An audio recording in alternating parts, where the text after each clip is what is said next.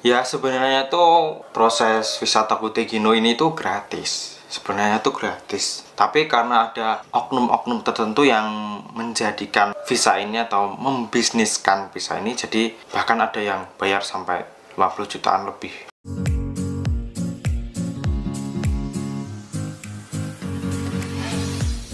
Selamat pagi. Semoga teman-teman sehat semua.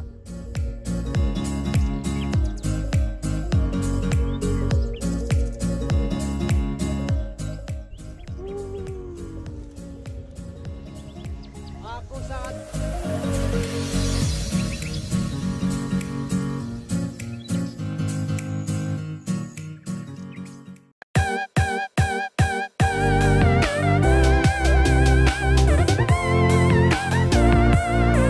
Konnichiwa minasan, selamat datang di channel Arif ini, channelnya Kensuse atau X Magang. Di video kali ini aku akan jelasin prosedur untuk ikutan visa Takute Gino atau visa SSW ini. Nah, di prosedur ini yang nanti akan aku jelasin ini menurut pengalamanku ya, dan mungkin nanti hampir sama untuk alur program Takute Gino yang sebenarnya. Oke, untuk mendapatkan visa Takute Gino ini kita harus melalui proses-proses yang harus kita jalani. Nah, yang pertama, proses pertama adalah yaitu memenuhi syarat atau mengumpulkan persyaratan untuk ikut Takute Gino. Nah, ada dua, yaitu yang pertama itu untuk ex magang dan yang kedua itu untuk newcomer. Kalau untuk ex magang mungkin sudah aku jelasin di video-video sebelumnya, yaitu hanya membutuhkan Senmonkyu atau ujian keterampilan khusus tahun ketiga.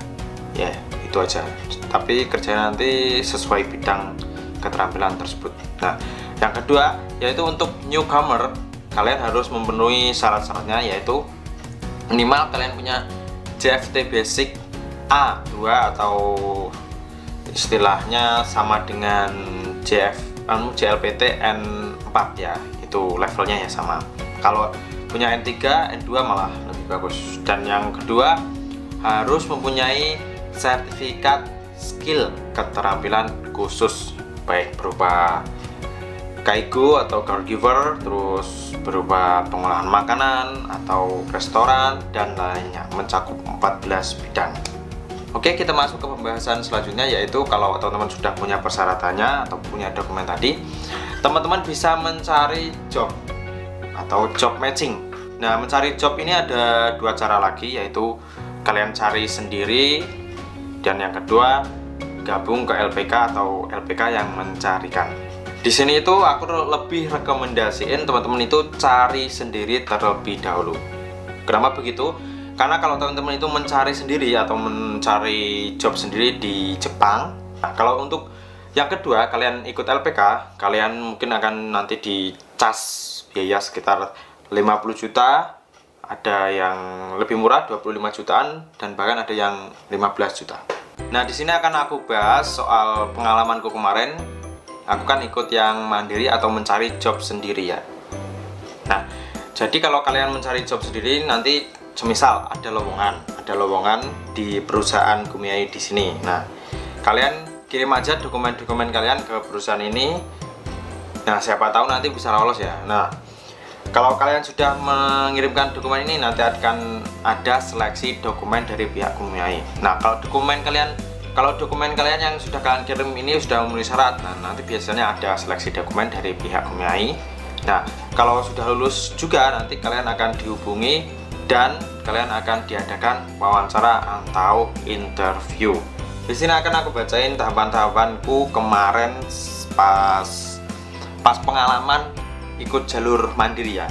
Nah, di sini pertama, aku itu dulu kemarin itu daftar mandiri di Promatic dan ikutan tes seleksi, yaitu ikutan JFT Basic dan Style Skill pengolahan makanan dan pertanian ya. Alhamdulillah lulus. Nah, setelah tes mendapatkan sertifikat, terus aku itu kemarin mencari job ke sana kemari banyak sekali, pokoknya banyak sekali di sini aku cariin semua dan aku daftarin semua, dan kebetulan aku nyantol di salah satu perusahaan ini ya.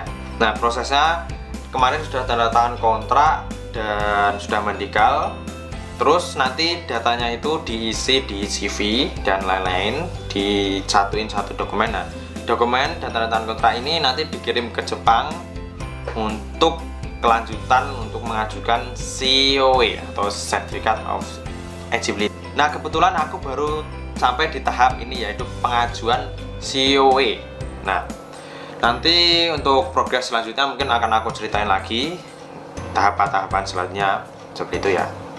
Nah, itu tadi adalah cerita sedikit tentang pengalamanku yang ikutan jalur Toku Tegino yang mandiri ya. Dan kebetulan kemarin aku sudah diinformasikan dari Kumiai kalau aku nggak perlu mengeluarin biaya sepeser pun. Nah tadi adalah sedikit cerita pengalamanku seputar Toku Tegino yang jalur mandiri. Nah, berikut ini akan aku jelasin seputar Toku Tegino melalui LPK. Nah, kalau untuk melalui LPK ini teman-teman hanya tinggal, kalau ada job dari LPK ya, hanya tinggal ngajuin berkas, terus nanti kalian ikut interview. Nah, setelah ikut interview nanti kalian keterima dan kalian akan disuruh membayar sejumlah uang. Nah, udah gitu aja, karena prosesnya akan diurusi LPK dan kalian tinggal bayar dan selesai. Gampang kan kalau ikut LPK ya, kelemahannya cuma bayar itu aja. Ya mungkin ini aja yang bisa aku sampaikan seputaran proses Toku Tegino, karena yang aku informasikan adalah menurut pengalaman pribadiku. Jadi nanti kalau ada progres selanjutnya nanti akan aku update ke teman-teman ya. Nah, berikut tadi adalah penjelasanku seputaran Toku Tegino atau proses Toku Tegino dari yang pertama, yaitu dari mandiri dan ikut LPK. Nah, ini aja mungkin yang bisa aku sampaikan.